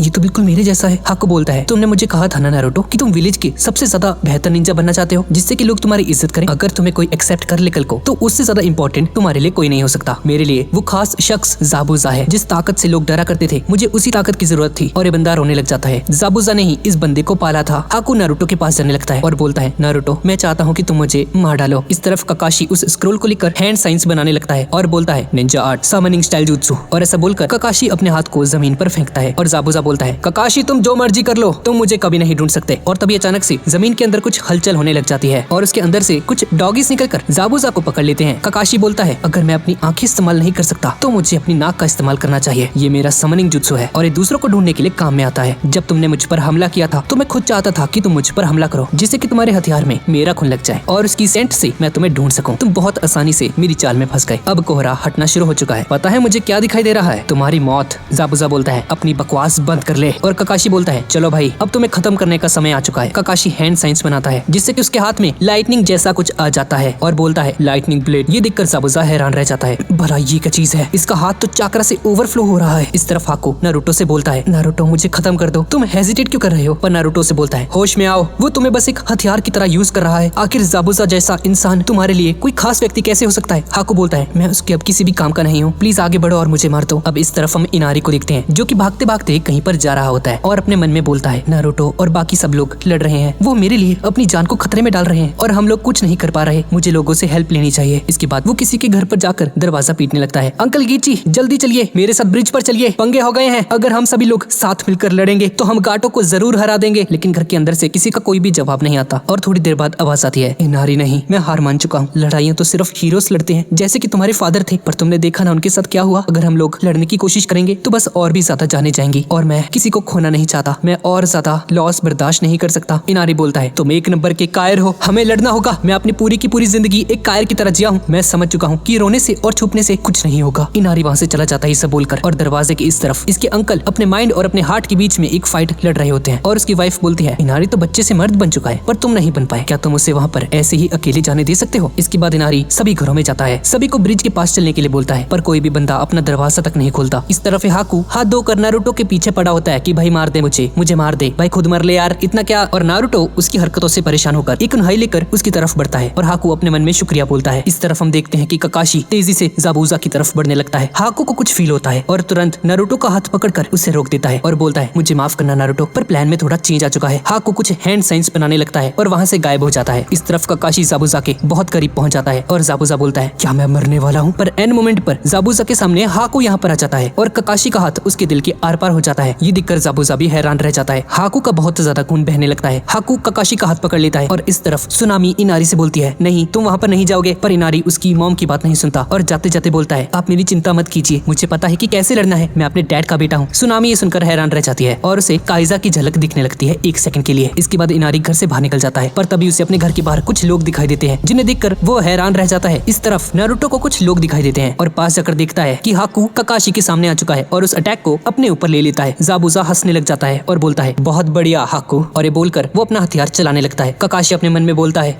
ये क्या कर रहा है, ये अपने ही साथी को मेरे साथ मारना चाहता है, ये तो एक राक्षस है। ज़ाबुज़ा बोलता है तुम कितने यूजलेस हो, क्या तुम्हें पता है हाकू, तुम बस मेरे लिए एक चारे की तरह हो। पर ककाशी हाकू को लेकर वहाँ से हट जाता है जिससे कि ज़ाबुज़ा का वार बेकार हो जाता है। नारुतो ज़ाबुज़ा से बोलता है तुम उसका यूज करना छोड़ दो, तुम्हें इसकी सजा जरूर मिलेगी। ककाशी हाकू को जमीन के ऊपर रखकर उसकी आंखें बंद करता है और बोलता है रेस्ट इन पीस हाकू। और तभी साकुरा नारुतो से पूछती है नारुतो सासकी कहाँ पर है। पर नारुतो अपने दांत घिसने लगता है और कुछ नहीं बोलता, उसके मुंह से कुछ वर्ड्स बाहर नहीं निकलते। नारुतो को इस तरह से देखकर साकुरा घबरा जाती है और तभी ज़ाबुज़ा ककाशी के पास आते हुए बोलता है ककाशी मेरी तरफ ध्यान दो। ककाशी पर हमला करता है पर ककाशी बहुत तेजी से ज़ाबुज़ा के मुंह पर लात मारता है और साकुरा उस मास्टर बिल्डर को लेकर सासके को ढूंढने के लिए जाने लगती है और देखती है कि सासके नीचे लेटा हुआ है। सासके की यह हालत देखकर साकुरा हैरान रह जाती है और उसकी आंखों में आंसू आने लगते हैं और सासके का शरीर तो बिल्कुल ठंडा पड़ चुका है। साकुरा बोलती है मैं सबसे बेहतर थी, एकेडमी के सभी एग्जाम्स में मैं परफेक्ट थी। क्या आपको पता है शिनोबी के 100 से भी ज्यादा रूल्स हैं, मैंने वो सभी के सभी याद किए थे। जब टेस्ट हो जाते थे तो मुझे बहुत खुशी मिलती थी और फिर एक एग्जाम में 25th रूल के बारे में पूछा गया जो कि था एक शिनोबी को कभी भी अपनी फीलिंग्स नहीं दिखानी चाहिए, हालात कैसे भी हों फर्क नहीं पड़ता, इमोशंस हमें कमजोर करते हैं। और साकुरा रोने लग जाती है। इस तरफ ज़ाबुज़ा थक जाता है और बोलता है ये ककाशी इतना स्ट्रॉन्ग कैसे है। ज़ाबुज़ा दोबारा से ककाशी के ऊपर हमला करने की कोशिश करता है पर ककाशी अपनी जगह से 1 इंच तक नहीं हिलता और उसे घूंसा मार देता है। और तभी ककाशी उसके पीछे आकर उसके हाथ में 2 कुनाइज लेता है और ज़ाबुज़ा पर हमला करता है। पर ज़ाबुज़ा अपने हथियार से ककाशी को मारने की कोशिश करता है और बचने के लिए ककाशी उन कुनाइज को उसके दूसरे हाथ पर मार देता है और एन मौके पर वहाँ से हट जाता है और बोलता है अब तुम्हारे दोनों हाथ किसी काम के नहीं रहे, तुम तो अब हैंड साइंस तक नहीं बना सकते। और तभी गाटो यहाँ पर आ जाता है, वो भी बहुत सारे बंदों को लेकर, और बोलता है तुमने मुझे निराश कर दिया ज़ाबुज़ा। गाटो को देखकर ज़ाबुज़ा उससे बोलता है ये सब क्या है गाटो, और तुम यहाँ पर क्यों आए हो। गाटो बोलता है अब प्लान में थोड़ा चेंज है, अब तुम इसी ब्रिज पर मरोगे, तुम्हारे चार्जेस बहुत महंगे हैं तो क्यों ना तुम्हारा काम तमाम कर दिया जाए, अब तुम्हें मारकर मैं अपने चेलों का खर्चा पूरा करूंगा। और ज़ाबुज़ा बोलता है ककाशी जैसा कि तुम अब देख सकते हो गाटो से किया हुआ कॉन्ट्रैक्ट अब टूट चुका है और मैं ताइजिन की जान के पीछे नहीं पड़ा और मुझे तुमसे कोई भी दुश्मनी नहीं है। गाटो हाकू के पास जाकर बोलता है तुमने मेरा हाथ लगभग तोड़ ही दिया था, आखिर मुझे बदला लेने का मौका मिल ही गया, बस इसी बात का अफसोस है कि तुम जिंदा नहीं हो। और ऐसा बोलकर गाटो हाकू को लात मार देता है। नारुतो को ये देखकर बहुत गुस्सा आता है, गाटो की तरफ बढ़ने लगता है पर ककाशी उसे रोक लेता है। नारुतो बोलता है ज़ाबुज़ा वो तो तुम्हारा साथी था ना, तुम गाटो को ऐसा करने दोगे। ज़ाबुज़ा बोलता है चुप हो जाओ बेवकूफ, हाकू मर चुका है, इन सब से अब कोई फर्क नहीं पड़ता, मैंने बस इसका इस्तेमाल किया था जैसे कि गाटो ने मेरा किया, और ये लड़का मेरे लिए कोई भी मायने नहीं रखता। और नारुतो देखता है कि कितना घटिया इंसान है और नारुतो से बोलता है तुम्हें इसके लिए ग्रेटफुल होना चाहिए, उसने तुम्हारे लिए अपनी जान तक दे दी और तुम कहते हो कि तुम्हें उससे फर्क नहीं पड़ता। क्या तुम्हें पता है मरने से पहले उसने मुझे बताया था कि उसके लिए दुनिया में सबसे इम्पोर्टेंट इंसान तुम हो, तुम्हारे लिए उसने सब कुछ कुर्बान कर दिया, यहाँ तक कि अपनी जान भी दे दी। उसने अपने डिजायर्स को त्याग कर तुम्हारे डिजायर्स की पूर्ति के लिए अपना सब कुछ दे दिया, पर तुम्हारे लिए बस वो एक हथियार था। और नारुतो रोने लगता है और हम देखते हैं कि नारुतो की बातें सुनकर ज़ाबुज़ा भी रोने लगता है और ज़ाबुज़ा अपने मुंह से वो पट्टियां खोल देता है और बोलता है नारुतो मैं भी एक इंसान ही हूँ, चाहे हम कितनी मर्जी कोशिश कर लें पर है तो हम इंसान ही, इमोशंस तो हमें भी होते हैं। और ऐसा बोलकर वो नारुतो से एक कुनहाई मांगने लगता है। नारुतो उसे वो दे देता है और ज़ाबुज़ा उसे अपने मुंह से पकड़ लेता है। गाटो उसे देखकर डर जाता है और यहाँ से भागने लगता है, पर ज़ाबुज़ा बहुत तेजी से उसकी तरफ बढ़ने लगता है और सामने आने वाले हर एक दुश्मन को मारने लगता है, पर उसे भी बहुत ज्यादा चोट लगती है और गाटो पर हमला कर देता है। पर तभी बहुत सारे दुश्मन वहाँ पर आकर उस पर हमला कर देते हैं और गाटो बोलता है ओए संकी बेवकूफ, तुम्हें अपने दोस्त के पास जाना है तो जाओ, पर मुझे क्यों लेके जा रहा है साथ में। ज़ाबुज़ा बोलता है गाटो मैं तुम्हें मेरे साथ नर्क लेकर जा रहा हूँ। और ऐसा बोलकर वो गाटो पर लगातार हमले करता है और उसे मारकर ब्रिज से नीचे गिरा देता है। और ज़ाबुज़ा को देखकर सभी लोग अपना हथियार नीचे गिरा देते हैं और पीछे हट जाते हैं। ज़ाबुज़ा हाकू की तरफ बढ़ने लगता है पर नाकामयाब हो जाता है और बोलता है हाकू मैं तुम्हें कभी भी शुक्रिया नहीं कह पाया, उसके लिए मुझे माफ कर देना, मुझे माफ कर देना हाकू। और ऐसा बोलकर ज़ाबुज़ा नीचे गिर जाता है और इस तरफ हम देखते हैं कि सासके होश में आ जाता है और बोलता है साकुरा मेरे ऊपर से हटो, मैं सांस नहीं ले पा रहा। और साकुरा ये सुनकर बहुत ज्यादा खुश हो जाती है और उसे गले से लगा लेती है। सासके उठकर बोलता है नारुतो कैसा है और उस मास्क वाले बंदे का क्या हुआ। साकुरा बताती है कि वो मास्क वाला बंदा मर गया। और तभी नारुतो यहाँ पर आ जाता है और सासके को जिंदा देखकर नारुतो भी रोने लगता है और तभी पीछे मुड़कर हाकू की तरफ देखता है और ज़ाबुज़ा की बात याद करता है कि हाकू बहुत नरम दिल इंसान है। जिसके बाद ककाशी बोलता है चलो बढ़िया हुआ, सासके भी बिल्कुल सही सलामत है। पर तभी वो डाकू लुटेरे बोलते हैं अभी ये खत्म नहीं हुआ, पंटर लोग इन्हें आज छोड़ेंगे नहीं, काट डालेंगे, मार डालेंगे, चीर डालेंगे। गाटो तो चला गया तो अब हमें पैसे कौन देगा, वैसे भी हम अब खाली हाथ तो जाने नहीं वाले, तो लगता है हमें इस विलेज को ही लूटना पड़ेगा। और तभी वो लुटेरे आगे बढ़ने लगते हैं पर तभी यहाँ पर एक तीर आकर गिरता है और हम देखते हैं कि और कोई नहीं बल्कि इनारी होता है। वो भी अकेले नहीं बल्कि अपने पूरे के पूरे विलेज को लेकर आया होता है। नारुतो ये देखकर खुश हो जाता है और इनारी बोलता है हीरोज हमेशा एंड मौके पर ही आते हैं। फिर नारुतो शैडो क्लोनजुत्सु का यूज करता है और ककाशी भी शैडो क्लोनजुत्सु का यूज करता है और वो डाकू लुटेरे ये देखकर हैरान रह जाते हैं और भाग जाते हैं दुम दबाकर। ककाशी ज़ाबुज़ा के पास पहुंचता है और ज़ाबुज़ा से बोलता है ककाशी मुझ पर एक एहसान करो, मैं आखिरी बार हाकू का चेहरा देखना चाहता हूँ, मुझे उसके पास ले चलो। ककाशी अपनी आंखों को को ढक लेता है और जाबुजा को उठाकर हाको के पास लेकर जाता है। तभी यहाँ पर बर्फ गिरने लगती है। ये देखकर विलेज के लोग भी काफी हैरान हो जाते हैं और जाबुजा हाको से बोलता है, तुम हमेशा मेरे साथ रहे, अभी जितना मैं कर सकता हूँ वो यही है कि तुम्हारे अंत में तुम्हारे साथ रहूं। काश मैं भी वहाँ पर जा पाता जहाँ तुम जा रहे हो, लेकिन मुझे नर्क जाना पड़ेगा। अब इसके बाद टीम 7 मतलब कि नारुतो की टीम वापस अपने विलेज में जाने लगती है और पूरा का पूरा विलेज उन्हें ब्रिज तक छोड़ने आता है। और इनारी नारुतो से बोलता है, नारुतो तुम सच में वापस आओगे ना? और नारुतो भी थोड़ा इमोशनल होकर बोलता है, हाँ मेरे दोस्त, मैं बिल्कुल वापस आऊंगा और तुम रो सकते हो, रोने में कोई बुराई नहीं होती। तो इनारी बोलता है, तो तुम क्यों नहीं रोते हो? नारुतो बोलता है, नहीं, पहले तुम रो के दिखाओ। और इसके बाद इन दोनों की ओवर एक्टिंग शुरू हो जाती है और जबरदस्ती का रोने लगते हैं। और साकुरा भी देखकर परेशान हो जाती है, क्या हरकतें हैं भाई, ये कैसे रो रहे हैं, नाक बह रही है इनकी, क्या ये? और एंडिंग में हम लोग देखते हैं कि वो ब्रिज पूरी तरह से बन चुका है और सभी विलेजर्स भी आपस में बहुत शांति से रहने लगते हैं और टीम 7 भी अपने अगले एडवेंचर के लिए निकल पड़ती है।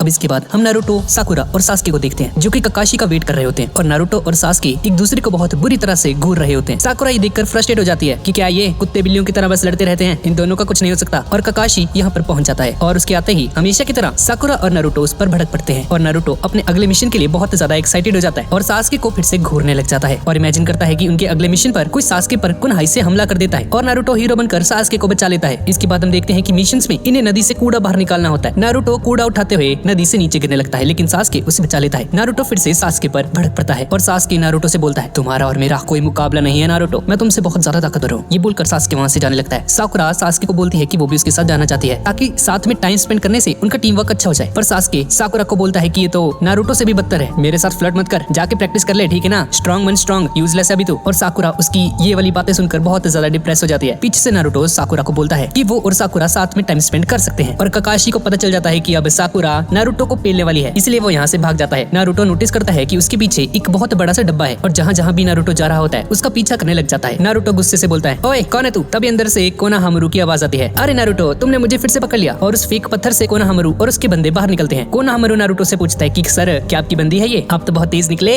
क्या बात है, हैं बंदी आपकी? जिस पर नारुतो से बोलता है, हाँ यार बोल सकते हो वैसे तुम, मेरी बंदी ही है ये, तुझे पता है मेरे पीछे दीवानी है ये। और इसके बाद आपको पता ही है कि आगे क्या हुआ होगा। और साकुरा नारुतो की एक जोरदार पंच मार देती है और कोनोहामारू साकुरा को बोलता है, ऐसे कोई अपने बॉयफ्रेंड को मारता है क्या? तुम तो चुड़ैल जैसी लगती हो, कितनी बदसूरत हो। और कोनोहामारू भी साकुरा द्वारा बहुत बुरी तरह से पीला जाता है। कोनोहामारू नारुतो से बोलता है, भाई मुझे नहीं लगता है कोई इंसान भी है, इसका माथा देखा कितना बड़ा है। जाते जाते साकुरा ये सुन लेती है और उसकी तरफ गुस्से से भाग कर आती है। ये देखकर ये सभी लोग बुरी तरह से डर जाते हैं और अपनी जान बचाकर यहाँ से भागने लगते हैं। और भागते वक्त कोनोहामारू किसी से टकराकर नीचे गिर जाता है और ये सब देखते हैं कि उनके सामने किसी दूसरे विलेज की 2 निंजास खड़े हैं। उनमें से एक निंजा कोनोहामारू को गले से पकड़ लेता है। जब तक हमारा तीसरा टीममेट यहाँ पर नहीं आ जाता मैं इन चूजों के साथ थोड़ा टाइम पास ही कर लेता हूँ। नारुतो गुस्से से उसे नीचे उतारने के लिए बोलता है उसे, पर वो निंजा कोनोहामारू को नहीं छोड़ता। नारुतो गुस्से से उसकी तरफ भागता है और वो निंजा अपनी हाथों की उंगलियों को आगे पीछे हिलाता है और भागते भागते नारुतो का पैर अपने आप ही रुक जाता है और नारुतो नीचे गिर जाता है। नारुतो घबराते हुए बोलता है, ये क्या था? और ये बंदा बोलता है, कितना कमजोर है ये, लगता है इस विलेज में सभी के सभी चूजे भर रखे हैं इन्होंने। और तभी इस बंदे के हाथ पर कोई जोर से पत्थर मार देता है और कोनोहामारू नीचे गिर जाता है और हम देखते हैं कि ऊपर पेड़ के ऊपर सास्के बैठा होता है और वो पत्थर सास्के नहीं मारा था। और निंजा अपने पीठ पर जो इसका हथियार होता है उसको बाहर निकालने की कोशिश करता है, पर इसकी साथी से मना करती है और तभी किसी की आवाज आती है, बस करो बहुत हुआ। और ये बंदा रुक जाता है। इस बंदे का नाम कानकुरो है और इस खतरनाक से बंदे का नाम गारा है। और हम देखते हैं कि जिस पेड़ के ऊपर सास्के बैठा होता है यहाँ पर एक और बंदा भी होता है और ये बंदा इन दोनों का तीसरा टीममेट होता है। दरअसल इस बंदे का नाम है गारा और ये बहुत ज्यादा खतरनाक है और इसके बारे में हमें आगे के पार्ट्स में पता चलेगा। सास्के भी बहुत हैरानी के साथ अपने मन में बोलता है, ये यहाँ पर कैसे आया? इसने तो कोई आवाज तक नहीं की। इस तरफ थर्ड होकागे सभी जोनिन निंजास के साथ एक मीटिंग ऑर्गेनाइज करते हैं। यहाँ पर ये किसी चूनिन एग्जाम के बारे में बात कर रहे होते हैं। एक्जैक्टली 7 दिन बाद तुम्हारे तीनों गेनिन्स को यहाँ पर बुलाया जाएगा और इनका एक टेस्ट लिया जाएगा और जो सबसे बेस्ट होंगे उन्हें ही अगली रैंक में प्रमोट किया जाएगा जो कि चूनिन है। इस तरफ गारा कांकुरो को कहता है, ये क्या टाइम पास कर रहे हो तुम? क्या तुम भूल गए हम यहाँ पर क्यों आए थे? कांकुरो बोलता है, अरे सर मैं तो बस खेल रहा था इनके साथ। पर गारा बोलता है, चुप करो वरना मैं तुम्हें जान से मार दूंगा। और कांकुरो गारा से माफी मांगता है और गारा भी उन सभी से माफी मांगता है। सास के मन में सोचता है कि इस गारा की आंखें किसी शैतान से कम नहीं लगती, ये है क्या चीज? और तभी गारा एकदम से गायब हो जाता है और जिस जगह पर ये था यहाँ पर रेत होती है और ये रेत एकदम से नीचे आ जाती है और उस रेत की जगह गारा खड़ा होता है। ये तीनों यहाँ से जाने लगते हैं पर तभी साकुरा उन तीनों से बोलती है कि इनके हेडबैंड से देखकर ऐसा लग रहा है कि ये इस विलेज के नहीं है, ये किसी दूसरी विलेज से आए हैं। यहाँ पर ये village hidden in the Sands के निंजास हैं और क्या तुम्हारे पास परमिशन है? तुम ऐसे ही किसी भी विलेज में नहीं घुस सकते। जिस पर ये लेडी निंजा उन्हें परमिशन दिखाती है, अपना सर्टिफिकेट वगैरह, और बोलती है कि ये यहाँ पर चूनिन एग्जाम को देने के लिए आए हैं। नारुतो पूछता है ये चूनिन एग्जाम क्या होता है? चूनिन एग्जाम को पास करके ही कोई गेनिन चूनिन बन पाता है। सास्के गारा से पूछता है कि वो कौन है और गारा बोलता है मेरा नाम गारा है और मैं village hidden in the Sands का गेनिन हूँ। और तुम कौन कौन हो? और सास्के बोलता है, हाँ मेरा नाम सास्के उचिहा है और मैं village hidden in the leaves का एक गेनिन हूँ। नारुतो बोलता है, क्या मैं तुम्हें मेरे बारे में भी बताऊं? पर गारा बोलता है, नहीं मुझे तुम्हें कोई इंटरेस्ट नहीं। गारा यहाँ से चला जाता है अपने टीममेट्स के साथ और हम देखते हैं कि यहाँ पर 3 और निंजास भी होते हैं और ये लोग बोलते हैं कि यहाँ के सभी निंजास बस चूजे हैं सिवाय सास्के उचिहा के। हमें सास्के पर नजर रखनी होगी। इस तरफ होकागे पूछ रहे होते हैं कि चुनिन एग्जाम के लिए वो किस स्टूडेंट को सिलेक्ट करना चाहते हैं। इरुका सेंसे भी यहाँ पर होता है और अपने मन में सोच रहा होता है कि एग्जाम बहुत ज्यादा टफ है। और इसके बाद टीम 7 का लीडर काकाशी हटा के अपने तीनों गेनिन्स यानी कि नारुतो, साकुरा और सास्के का नाम चूज करता है। ये सुनकर इरुका सेंसे घबरा जाता है। इसके बाद कुरुनाई सेंसे, ये क्यूटी टीम 8 की लीडर होती है, ये भी हिनाटा, शिबा और शिनो का नाम ले देती है। इसके बाद टीम 10 के अजुमा सेंसे, इनो, शिकामारू और चोजी का नाम ले देते हैं। तभी इरुका लॉर्ड होकागे को बोलता है कि 9 के 9 गेनिन्स इसके स्टूडेंट्स रह चुके हैं और इसमें पक्का बहुत बुरी तरह से हार जाएंगे और नारुतो तो इस एग्जाम में किसी भी हालत में नहीं टिक पाएगा। पर काकाशी बोलता है, तुम उसकी चिंता मत करो, ये मेरे स्टूडेंट्स हैं, मुझे पता है उनके बारे में, मुझे अच्छे से पता है। इरुका बोलता है, काकाशी तुम्हें पता है ना, ये एग्जाम उनके लिए जानलेवा भी हो सकता है। पर लॉर्ड होकागे इरुका को बोलते हैं कि मेन एग्जाम को कंडक्ट करने से पहले इन्हें एक प्रीलिमिनरी टेस्ट भी देना पड़ेगा और अगर ये लोग उस टेस्ट में पास होते हैं तो ही ये चुनिन एग्जाम को दे सकते हैं। इस तरफ टीम 7 काकाशी का वेट कर रही होती है। काकाशी उन्हें बताता है कि उसने इन तीनों का नाम चुनिन एग्जाम में दे दिया है, पर अगर इन्हें लगता है कि ये अभी रेडी नहीं है तो चाहे तो ये 1 साल का वेट कर सकते हैं। पर ये तीनों एग्जाम देने के लिए तैयार हो जाते हैं और नारुतो भी इस एग्जाम को देने के लिए बहुत ज्यादा एक्साइटेड हो जाता है और इमेजिन करता है कि इसने सास्के को हराकर नंबर 1 पोजीशन पर आ चुका है और इसे 5th होकागे बना दिया गया है। और सास्के सोच रहा होता है कि काश इसे उस गारा से फाइट करने का मौका मिले इस एग्जाम में। और हम देखते हैं कि विलेज में बहुत दूर से चुनिन एग्जाम को देने के लिए बहुत सारे निंजास यहाँ पर आते हैं। इसके बाद हम लीफ विलेज की एक और स्क्वाड को देखते हैं। 1 साल ज्यादा एक्सपीरियंस वाली स्क्वाड होती है। इनके पास भी पिछले साल चुनिन एग्जाम देने का मौका आया था, पर इन्होंने एग्जाम ना देकर 1 और साल तक ट्रेनिंग करने के बारे में सोचा और इस बार ये लोग भी इस एग्जाम में पार्टिसिपेट करने वाले हैं। इसके बाद अगले दिन चुनिन एग्जाम का फर्स्ट राउंड होना था। सभी गेनिन्स फर्स्ट राउंड का एग्जाम देने के लिए अकेडमी के 301 रूम नंबर में आते हैं, जहाँ 2 गेनिन्स ने रास्ता रोक कर रखा हुआ था। वो किसी को भी अंदर जाने नहीं दे रहे थे। तभी टीम 7 भी यहाँ पर आ जाती है और सास्के बोलता है कि उसे पता है कि ये रूम नंबर 301 नहीं है बल्कि 201 है। इन दोनों निंजास ने गेंजुत्सु का यूज किया है और एक इल्यूजन क्रिएट किया हुआ है। इसके बाद निंजा सास्के को किक मारने लगता है और सास्के भी उसे किक मारने के लिए आगे बढ़ता है, लेकिन तभी रॉकली, इस बंदे का नाम रॉकली है, ये बीच में आ जाता है और उन्हें रोक देता है। साकुरा अपने मन में सोचती है, भाई साहब ये इतना ज्यादा स्ट्रॉन्ग है, मुझे तो लगा था ये कोई चंपू है, ये तो सास्के से भी ज्यादा तेज है। सास्के भी अपने मन में सोच रहा होता है कि इसने इसकी किक को कैसे रोक दिया। और तभी ये रॉकली साकुरा को देखकर ब्लश करने लगता है और बोलता है, साकुरा मेरा नाम रॉकली है, क्या तुम मेरी गर्लफ्रेंड बनोगी? ही। साकुरा ये देखकर हैरान रह जाती है कि ये क्या चंपू सा बंदा है भाई, मुझे प्रपोज करने आया ये, इसको शर्म वरम नहीं है, इतना कॉन्फिडेंस लाते कहां से भाई? और साकुरा उसे साफ साफ मना कर देती है और बोलती है, क्या अजीब है भाई तू चंपू, इतनी मोटी मोटी आईब्रोज है तेरी। और रॉकली और नारुतो, भाई नारुतो क्यों उदास हो रहा है भाई? अच्छा ये भी, इसको भी तो रिजेक्ट किया था। ये एक दीवार के पीछे मुंह छुपाकर खड़े होते हैं और रॉकली बोलता है, नारुतो क्या मैं सच में वियर्ड हूँ? अब जैसे ही टीम 7 चुनिन एग्जाम देने के लिए कमरे में एंटर करने लगती है तो रॉकली ने रोक लेता है और बोलता है, मेरा नाम है रॉकली और मैं तुम्हें चुनौती देता हूँ सास्के उचिहा। मैंने सुना है कि उचिहा क्लैन बहुत ज्यादा ताकतवर था, चलो देखते हैं इस बात में कितनी सच्चाई है। और ऐसा बोलकर वो साकुरा की तरफ भी देखता है और बोलता है, साकुरा मैं तुमसे बहुत प्यार करता हूँ। साकुरा बोलती है, अरे ये क्या है भाई, हट तू हट हट, कितना अजीब है ये लड़का। और सास्के बोलता है, तुम एक उचिहा क्लैन की ताकत को आजमाना चाहते हो तो फिर तो तुम एक बेवकूफ हो, मेरे क्लैन के बारे में मैं तुम्हें अच्छे से बताता हूँ। रॉकली बोलता है, तो आजा फिर, किसका इंतजार कर रहे हो? तभी नारुतो बोलता है, सास्के हर कोई सास्के को जानता है, मुझे कोई क्यों नहीं जानता, मैं तुम्हें देखता हूँ, मैं सास्के से ज्यादा ताकतवर हूँ। और नारुतो तेजी से रॉकली की तरफ दौड़ता है। नारुतो उस पर हमला करने के लिए आगे बढ़ता ही है, पर रॉकली उसके हमले को डॉज कर देता है। नारुतो ये देखकर हैरान रह जाता है। रॉकली उसके सारे के सारे अटैक्स को डॉज कर देता है और रॉकली सास्के से बोलता है, सास्के उचिहा मैं अपनी टीम का सबसे बेहतर खिलाड़ी हूँ, तुम्हें किसका इंतजार है? सास्के भी उस पर हमला करने के लिए आगे बढ़ता है, लेकिन ली अचानक से यहाँ से गायब हो जाता है, सास्के के बिल्कुल पीछे आ जाता है और सास्के को एक जोरदार लात मारता है। उसकी अटैक की स्पीड इतनी ज्यादा होती है कि सास्के उसे रोकना तो दूर उसे देख भी नहीं पाता है ठीक से। और रॉकली का किक सास्के की गाल पर लग जाता है और बहुत दूर जाकर गिरता है। सास्के अपने मन में सोचता है कि इसके ब्लॉक करने के बावजूद भी रॉकली ने इसको कैसे मार दिया, जरूर ये कोई निंजुत्सु या गेंजुत्सु होगा। और वो रॉकली की फाइट को और भी अच्छे से एनालाइज करने के लिए अपनी शारिंगन को एक्टिव कर लेता है। साकुरा ये देखकर इंप्रेस हो जाती है। सास्के उसके जुत्सु को कॉपी करने की कोशिश करता है पर ऐसा नहीं कर पाता और ली दूसरी बार भी उसे एक जोरदार किक मार देता है। और ली बोलता है, तो अब तुम्हें पता चल चुका होगा सास्के कि मैं कौन सा जुत्सु यूज करता हूँ, ये कोई निंजुत्सु या गेंजुत्सु नहीं है, ये है ताइजुत्सु, मुझे इसके अलावा और कुछ आता ही नहीं है। भले ही तुम्हारे पास शारिंगन है और तुम मेरे मूव्स को कॉपी भी कर सकते हो पर मेरे ऊपर काम नहीं करेगा, तुम बहुत स्लो हो सास्के, तुम जब तक मुझे कॉपी करने की कोशिश करोगे मैं तुम्हें धूल चटा चुका हूँगा। सास्के क्या तुम्हें पता है इस दुनिया में 2 तरह के लोग पैदा होते हैं, एक जो कि तुम्हारे जैसे टैलेंटेड खानदान में पैदा होते हैं और दूसरे जो कि मेरी तरह कड़ी मेहनत करके अपने अंदर टैलेंट को डेवलप करते हैं, अपनी किस्मत को खुद लिखते हैं। सास्के उस पर हमला कर देता है लेकिन ली उसके सारे के सारे हमलों को डॉज करके उस पर फिर से एक किक मार देता है और सास्के जब हवा में होता है ली उसके पीछे आ जाता है और तभी उसकी हाथ की पट्टियां खुलती हैं और अचानक से एक बहुत अजीब सा ये कछुआ यहाँ पर आ जाता है। बहुत हो गया ली, सास्के नीचे गिर जाता है। साकुरा उसे बचा लेती है। नारुतो को अपनी आंखों पर विश्वास नहीं हो रहा होता कि सास्के हार गया और एक कछुआ ली को बोलता है, तुम उस टेक्निक को यूज करने जा रहे थे, तुम्हारी इतनी हिम्मत कैसे हुई? और ली बोलता है,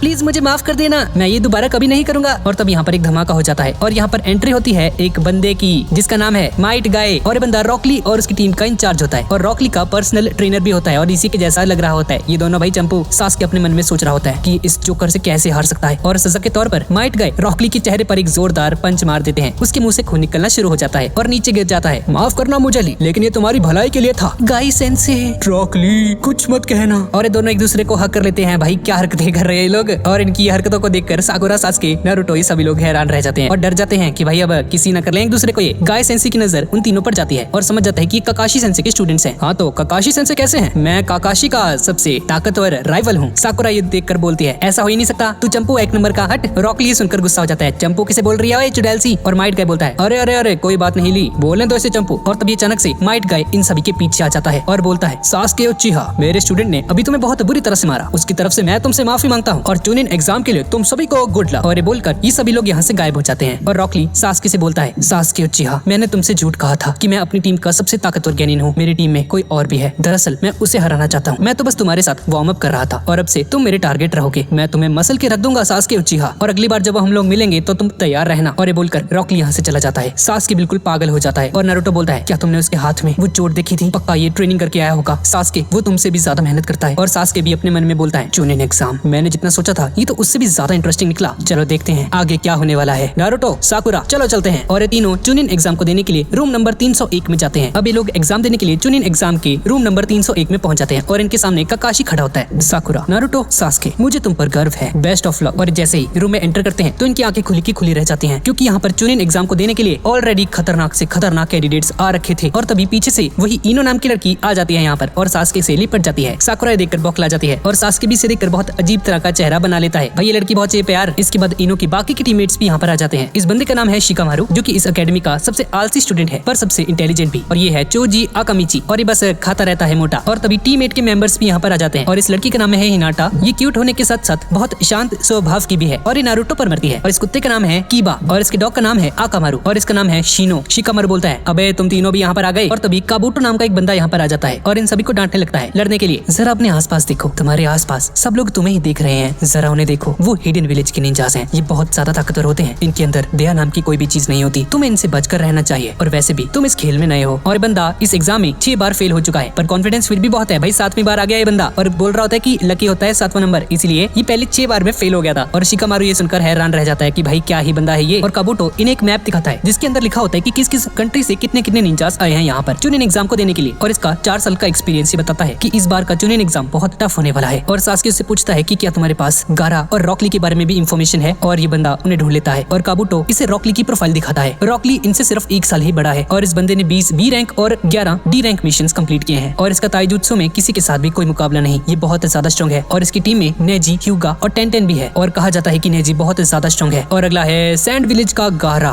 ये क्या, इसने तो 8 सी रैंक और 10 बी रैंक मिशंस कंप्लीट किए हैं। कमाल है, ये गैनिन होने के बावजूद भी बी रैंक तक कंप्लीट कर चुका है। ये तो काफी खतरनाक लगता है। देखने से लगता है कि इस एग्जाम में बहुत अजीबो गरीब लोग आए हैं इस बार। पर सबसे अजीब है साउंड विलेज। काबूटो की बातें सुनकर सारी कुड़ियां घबरा जाती हैं। साकुरा की नजर नारुतो पर पड़ती है और तभी नारुतो चिल्लाकर बोलता है मेरा नाम है नारुतो उजुमाकी और मैं तुम सभी को हराने वाला हूँ। हाँ अब मुझे बहुत अच्छा महसूस हो रहा है। नारुतो की बातें सुनकर सभी लोग चौंक जाते हैं। तभी यहाँ पर एक बहुत बड़ा धमाका हो जाता है और यहाँ पर बहुत सारे चुनिन और गैनिन आ जाते हैं। और इनमें से एक ही बंदा बोलता है चुनिन एग्जाम को शुरू करने का वक्त आ चुका है और मैं बीके मोरिनो, मैं हूँ तुम्हारा एग्जामिनर और अभी के लिए तुम्हारा सबसे बड़ा दुश्मन है। और इस सीरीज का दूसरा पार्ट यहीं पर खत्म हो जाता है। तो गाइज यही थी आज की वीडियो और आपको वीडियो कैसी लगी प्लीज नीचे कमेंट में मुझे जरूर बताना। और गाइज इसके पहले पार्ट पर आपने इतना तगड़ा रिस्पांस दिया, भाई कमाल ही कर दी, इतना खतरनाक रिस्पांस किया कि मुझे इसका दूसरा पार्ट बनाना ही पड़ा। और गाइज इसके तीसरे पार्ट के लिए 7 के लाइक्स का टारगेट प्लीज पूरा कर देना। और अगर आपको वीडियो अच्छी लगी तो प्लीज इसे लाइक जरूर कर देना और कमेंट भी जरूर कर देना और चैनल को भी जरूर सब्सक्राइब कर देना। तो ठीक है गाइज और मिलते हैं इसके अगले पार्ट में।